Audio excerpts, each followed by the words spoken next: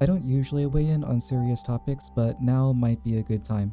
This sucks. There's no way around it. This election is going to be disastrous for the queer community, and I'm sure I don't have to explain why. I think I speak for everyone when I say that we're scared, we're angry, and more than anything else, we want the nightmare to be over. I get it. The first thing I want to say is this: it's not your fault. There are tremendous incomprehensible forces controlling world politics right now, and no lone individual stands a chance at fighting them. I know this feels terrifying and hopeless, but don't make it harder for yourself by taking responsibility for it. You've done everything you can to make the world a better and safer place, and I know you will continue to do so in the future.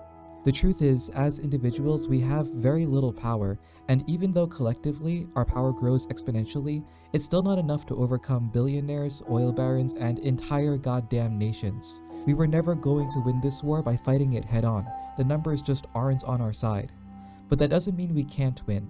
We just have to change tactics. We have to fight obliquely, under the noses of our oppressors, through invisible gestures and acts of kindness, by gradually chipping away at this culture that despises us. And above all, we have to be unkillable, not in body but in spirit. As long as our spirit of resistance survives, we'll come out on top in the end. This moment in history makes me think of the Japanese occupation in Korea, which lasted from 1910 to 1945. That's 35 years, almost half of an adult life. For 35 years, Imperial Japan did everything in its power to dismantle Korean culture and destroy the Korean language. For 35 years, the Korean people, my people, were almost erased from the planet. And you know what? Korea's still here. In 1945, Imperial Japan was forced to surrender and the Korean people could govern themselves for the first time in 3 decades. In 1980, South Korea successfully agitated for democracy in the famous Gwangju Uprising. And in the 2000s, South Korea grew to become one of the most powerful drivers of culture in the world.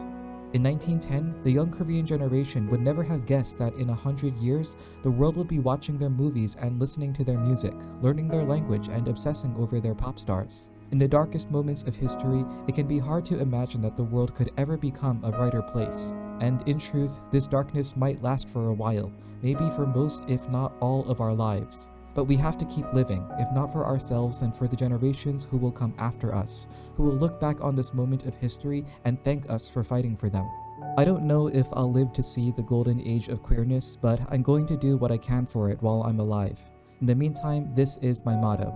We can't save the world, but we can save each other.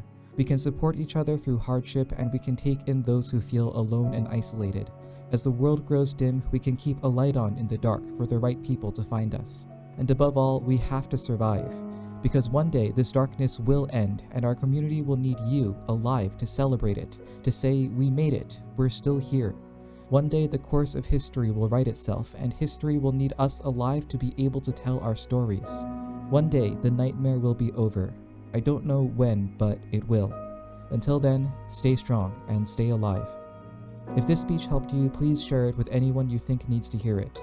Remember, the most powerful tool in our arsenal isn't money or votes, it's culture. Do your best to cultivate a culture of hope and resistance around you. That's the best way we can get through this. Good luck.